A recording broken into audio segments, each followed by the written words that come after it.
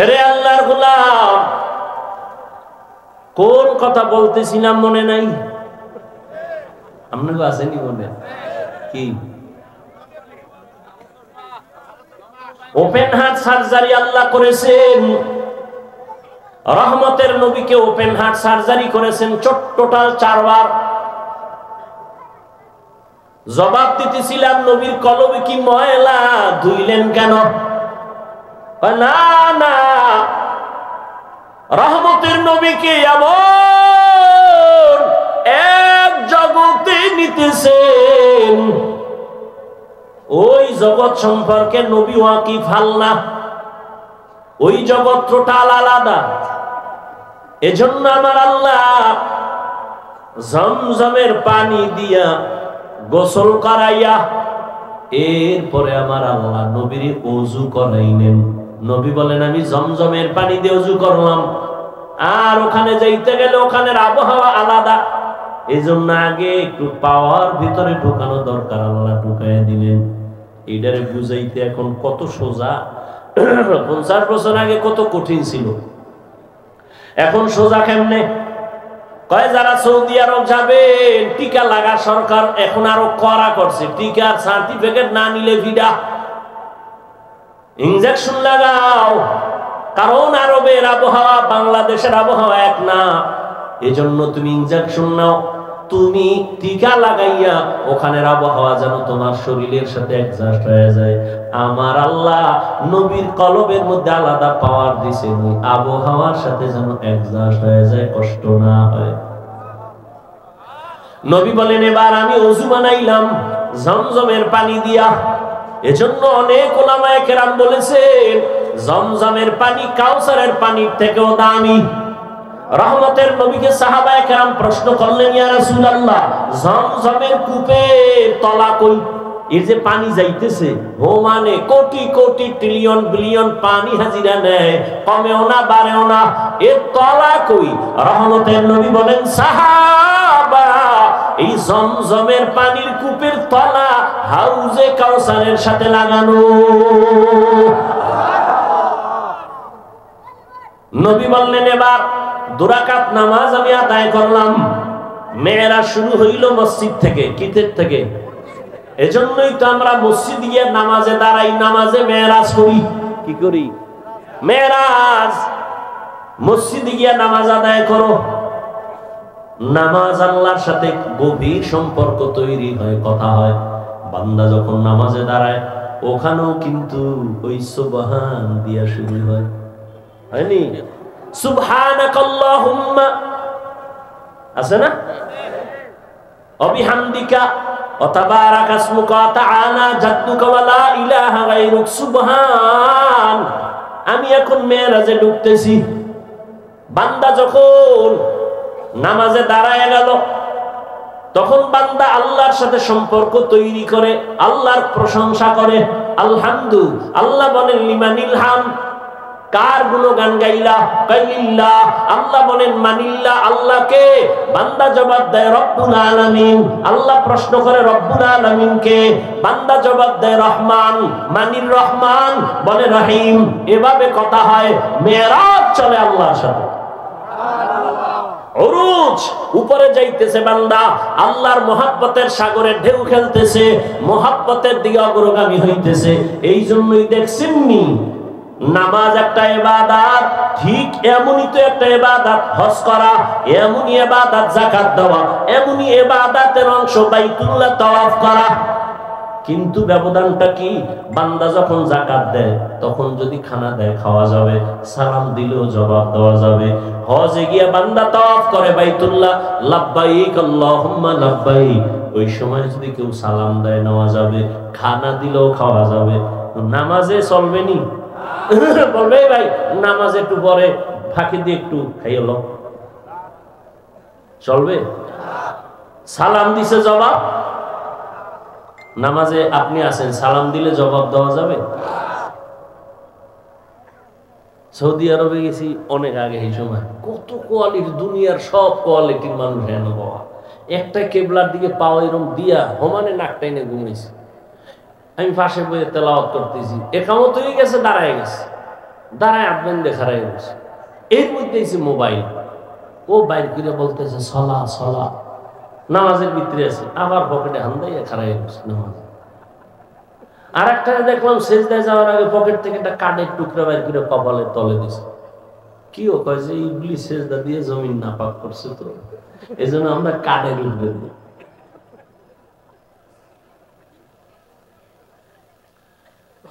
হায় হায়, তাহলে নামাজের মধ্যে সালাম বন্ধ কেন, খানা বন্ধ কেন? এটা তো মেয়ারাজ চলতেছে। মেয়েরা যখন চলে আমার মালিকের সাথে ডাইরেক্ট কথা, এখানে সালাম চলবে না, কালাম চলবে না, খানা চলবে না। সালাম ফিরে নামাজ শেষ, এবার খানা দাও, সালাম দাও, কোনো বাধা নেই। আল্লাহ পাক রব্বুল আলামিনের নবী বলেন, এবার বোরাকে আমাকে উঠাবেন। বোরাক আমাকে নিতে চায় না, কেমন বাহানা করে। ইতিহাস ওলামায়ে কেরাম অনেকে শুনছেন, আপনারাও জানেন। নবী বলেন বাইতুল্লাহ থেকে 1 মাসের পথ হলো বাইতুল মাকদিস প্রথম কিবলা। বোরাকে যখন উঠলাম, এক চোখের পলকে আমি বাইতুল মাকদিসে হাজির হয়ে গেলাম। এটা কেমনে সম্ভব? মুহাম্মদ এক নজরে 1 মাসের পথ চলে গেলেন, এটা কেমনে সম্ভব? এর জবাব হলো নবী যায় নাই, নবী আয় নাই, আল্লাহ নিয়েছেন। আর আল্লাহ নিলে কি পারে না? যেই আল্লাহ আদম নবীর জান্নাত থেকে ভারতের চরণ দ্বীপে পালায়া দিলেন, যেই আল্লাহ মা হাওয়াকে আরবের জেদ্দায় পাঠায়া দিলেন জান্নাত থেকে, ওই আল্লাহ আমার নবীরে পারে না আসেনতে? যেই আল্লাহ ইউনুস নবীরে মাছের পেটে ঢুকাইয়া আবার বের করে দিলেন, যেই আমার আল্লাহ ঈসা নবীকে দ্বিতীয় আসমানে নিয়ে গেলেন, ওই আল্লাহ আমার আল্লাহর নবীকে কেন আরশে আজিমে নিতে পারেন না? আমার আল্লাহ কেমন কুদরতের মালিক! উযায়ের আলাইহিস সালামকে জমিনের মধ্যে 100 বছর ফেলে রাখলেন মরা, এরপরে আবার আল্লাহ জিন্দা বানায় দিলেন। ওই আল্লাহ আমার রহমতের নবীকে কুদরতের দ্বারা আরশে আজিমে নিতে পারেন কিনা? আল্লাহ নিছেন, নবী যান নাই, নবী আসেন নাই, আল্লাহ নিয়েছেন, আল্লাহ পাঠায় দিয়েছেন। কুদরত কার? আমার আল্লাহর। নবী বলেন এক পলকে চলে গেলাম, কিন্তু এর মধ্যে বহু কাহিনী হয়ে গেল। মদিনার সফর হয়ে গেল, নামলাম, নামাজ পড়লাম, আবার সামনে যাইয়া তুর পাহাড়ের উপর দিয়া যাই, এক জায়গায় মুসা নবীর কবর দেখলাম। এই মেরাজের ভিতরে যাইতে গিয়া দেখি মুসা নবী কবরে নামাজ পড়তেছে। নবী মুসা কবরে নামাজ পড়েন, এটা আবার কেমন কথা? কেমন তেমন কথা এর দূর আর বলার সুযোগ নাই। অনেকে বলে নবীরা কবরে মরা, জীবনে জিন্দা হবে না। নবী বলেন ক্বালা রাসূলুল্লাহ সাল্লাল্লাহু আলাইহি ওয়া আলিহি ওয়া সাল্লাম, আল আম্বিয়া ওয়া হিয়াউন ফি কুবুরিহিম ইউসাল্লুন। সব নবীরা কবরে জিন্দা, সবাই নামাজ পড়ে। সুবহানাল্লাহ। কোরআন শরীফে আল্লাহ আয়াত নাজিল করে বলেন ওয়াহুম ইউরযাকুন, আমি কবরে তাদেরকে খানা দেই। আল্লাহ কি দেন? খানা। কবরে দু জায়গা, এখানে আবার আল্লাহ খানা দিলে কেমনে খায়? প্রশ্ন করে তারা যারা নবীদেরকে জিন্দা মানে না। তারা বলে কবরে জিন্দা হইলে আল্লাহ খায় রিজিক দেয়, কি খায়? রুটি না ভাত? খাইলে প্লেট পায় কই, গ্লাস পায় কই, বাথরুম কই? এই বিষয়ে আমি বিস্তারিত আলোচনা অনেক জায়গায় করেছি, আজ করব না। আমাদের আকীদা, সমস্ত নবীরা কবরে জিন্দা, কিয়ামত পর্যন্ত নামাজরত অবস্থায় থাকবে। নবী বলেন ওখান থেকে বাইতুল মাকদিসে যাইয়া বোরাকটারে বাঁধলেন। জিব্রাইল বাইতে, জিব্রাইল নিজে আজান দেওয়া শুরু করলেন।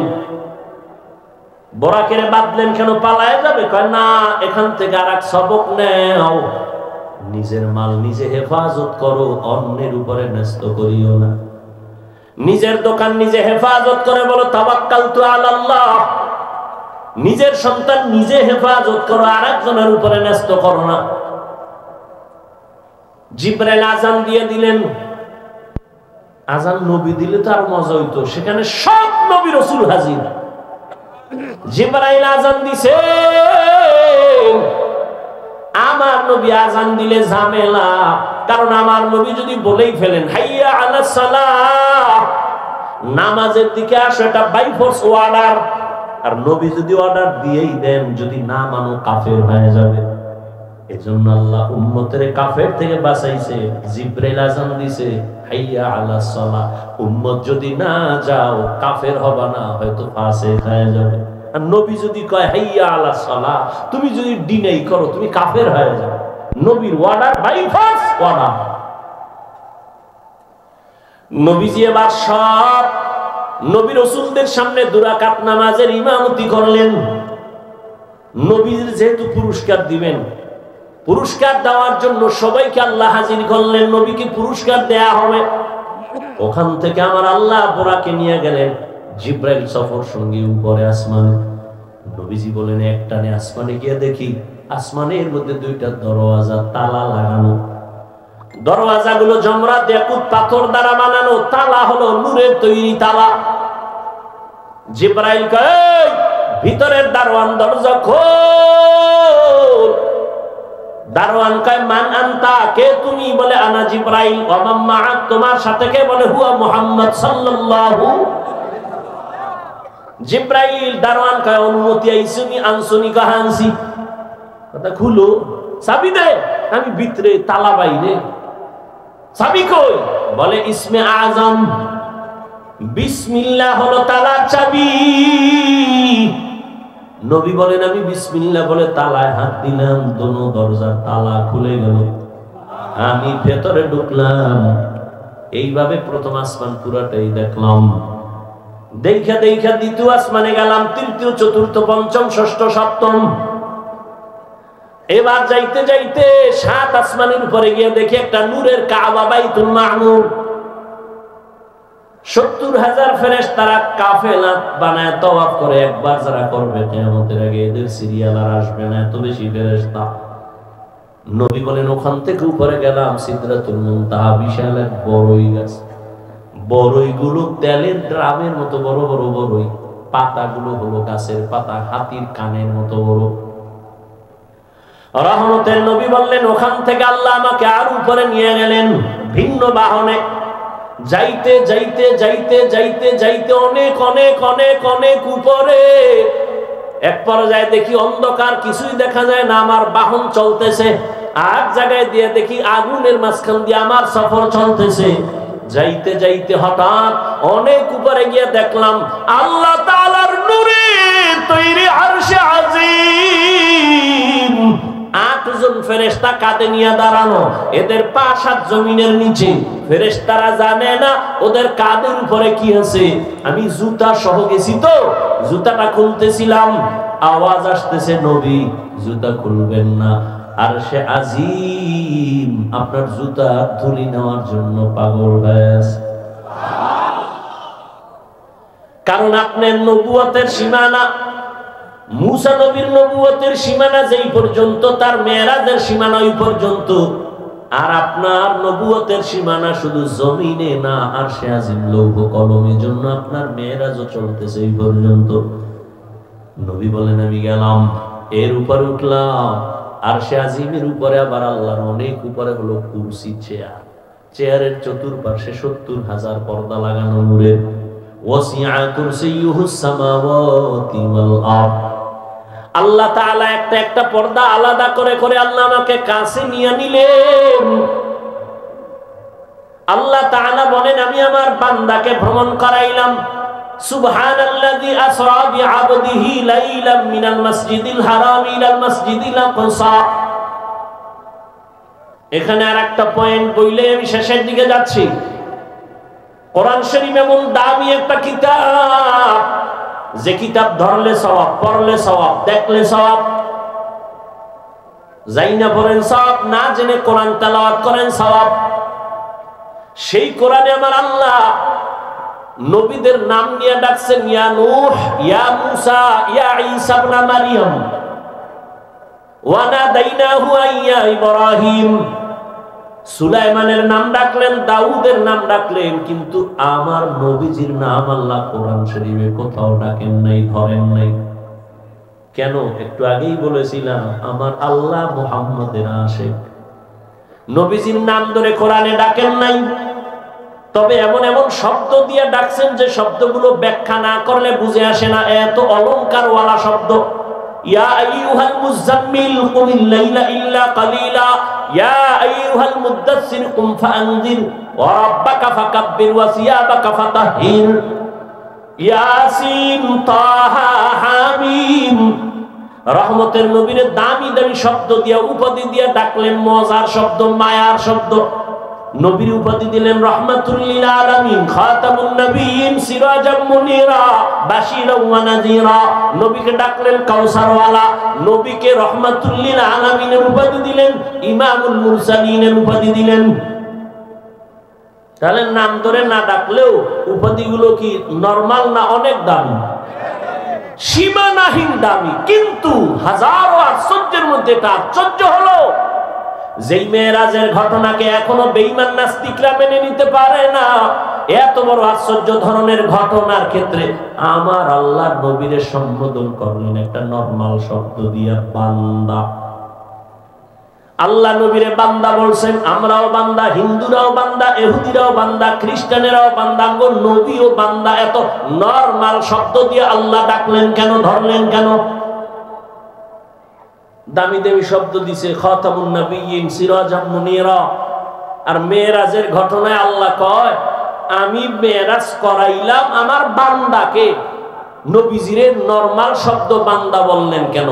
যে আমরাও বান্দা, হিন্দুরাও বান্দা, ইহুদিরাও বান্দা, নবীরাও বান্দা বললেন কেন? এর চারটা জবাবের একটা দিয়েই শেষ করতেছি, ভালো করে খেয়াল করেন।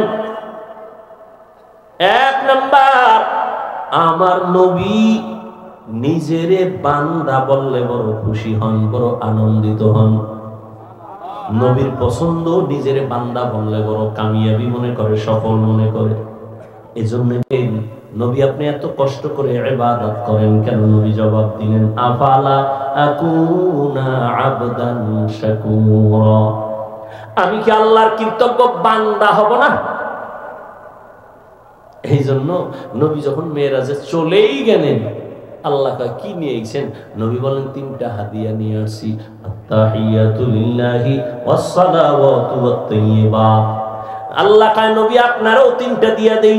আসসালামু আলাইকা আইয়ুহান নবী ওয়া রাহমাতুল্লাহ ওয়া বারাকাহ, তিনটা দিয়ে দিলাম। আল্লাহর নবী বলেন, আমি একা একা নিব না। ওয়া আলা আসসালামু আলাইনা ওয়া আলা ইবাদিল্লাহিস সালিহিন।